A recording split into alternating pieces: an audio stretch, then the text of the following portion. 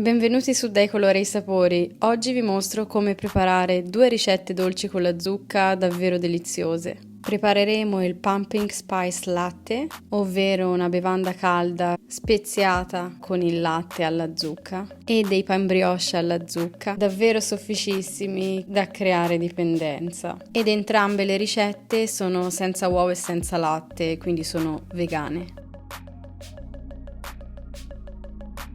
Queste 2 ricette sono perfette per essere abbinate insieme, perché questo pan brioche abbinato al pumpkin spice latte è veramente una cosa divina.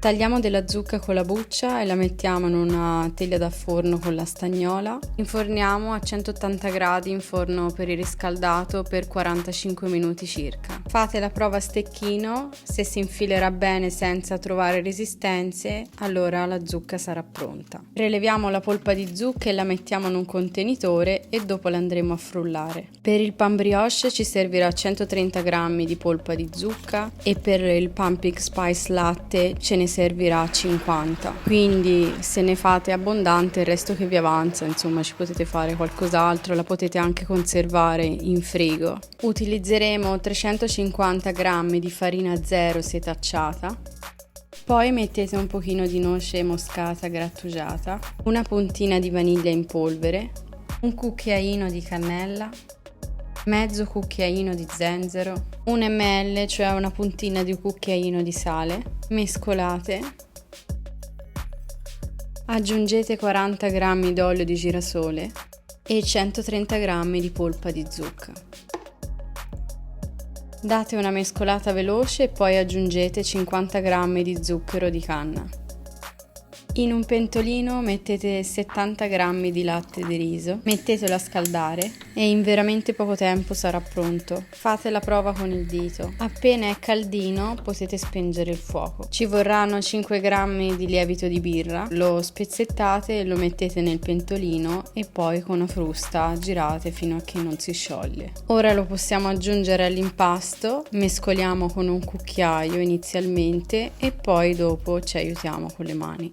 Lavoriamo l'impasto per circa 1 minuto o poco più, cercando di fare delle pieghe, portando dai lati verso il centro. Non vi preoccupate se vi risulterà appiccicoso l'impasto, perché dovrà essere proprio così. Copriamo l'impasto in modo che non prenda aria e lo mettiamo in forno con luce accesa per mezz'ora. Io lavorerò l'impasto a mano, ma voi, se avete la planetaria e non volete lavorarlo a mano, potete benissimo usare la vostra planetaria. Per quasi 1 minuto allungate l'impasto e lo piegate in questo modo. E ora viene la parte più bella, praticamente da qui in avanti vi dovete sfogare con l'impasto. Lo sbattete dall'alto verso il basso, alternate questo movimento alle mani che spingono in avanti l'impasto allungandolo, fino a che non vedete che inizia a appiccicarsi. Quando inizia a appiccicarsi aggiungete un pochino di farina sul piano e poi vi aiutate con una spatola. Mi raccomando, non aggiungete tutta la farina tutta insieme, ma incorporatela quel poco, un pochino per volta. Per 5 minuti fate questi movimenti nell'impasto, aiutandovi sempre con la spatola.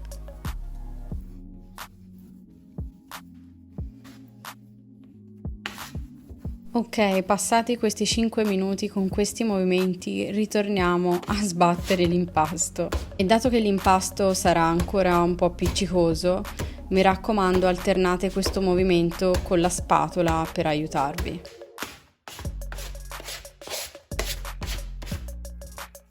Dopo circa 3 minuti in questo modo vedrete che l'impasto si starà compattando e sta diventando sempre meno appiccicoso. E ora, più che sbatterlo, torniamo a fare quel movimento in cui col palmo della mano cerchiamo di tirare in avanti l'impasto allungandolo. Andiamo avanti per 1 minuto in questo modo, diamogli qualche sbattuta finale e alla fine è pronto, possiamo formare la pallina. Vedete, l'impasto sarà così, bello morbido, ma compatto. Ungiamo il contenitore in modo che non si appiccichi e poi mettiamo l'impasto. Copriamo bene con pellicola in modo tale che non prenda aria. Mettiamo l'impasto in forno con luce accesa. Nel fondo del forno mettiamo un contenitore con dell'acqua bella calda. Questo farà sì che si crei un ambiente molto umido, che è l'ideale per la buona crescita dell'impasto. Lasciate fino a che non sarà raddoppiato il volume dell'impasto. A me mi ci sono volute 2 ore. Mettete veramente pochissima farina sul piano. Dividiamo l'impasto in 4 parti. Io ho formato delle palline da 130 grammi, ma dato che non sono riuscita ad avere un peso uguale per tutti, ho dovuto poi prendere una pallina e dividerle in piccole palline da 20 grammi, quindi alla fine sono arrivata a 4 palline da 150 grammi circa, quindi vi consiglio di fare 4 palline da 150 grammi. Coprite con la pellicola e fate lievitare per altri 15 minuti. Passato questo tempo, con la mano schiacciate leggermente le palline e mettetele sulla teglia con la carta da forno. Poi prendete delle forbici, le ungete con un po' d'olio e incidete dei tagli sulle palline per dargli la tipica forma della zucca. Poi pigiate nella parte centrale con il pollice affinché si formi una leggera rientranza. Poi coprite con pellicola e mettete in forno a riposare per circa 40 minuti. Togliete dal forno le zucchette e preriscaldate il forno a 180 gradi. Mettete del latte di riso con un pennello sull'impasto e infornate a 180 gradi per 16 minuti circa. Nel frattempo mettete un po' di zucchero a velo in un contenitore all'incirca 40 grammi e poi aggiungete un pochino di cannella. E poi aggiungete un goccino di latte di riso. La consistenza della glassa dovrà risultare abbastanza liquida, ma non troppo. Trascorsi questi 16 minuti, anche se la cottura non è finita, leviamo le zucchette dal forno, spennelliamo sopra la glassa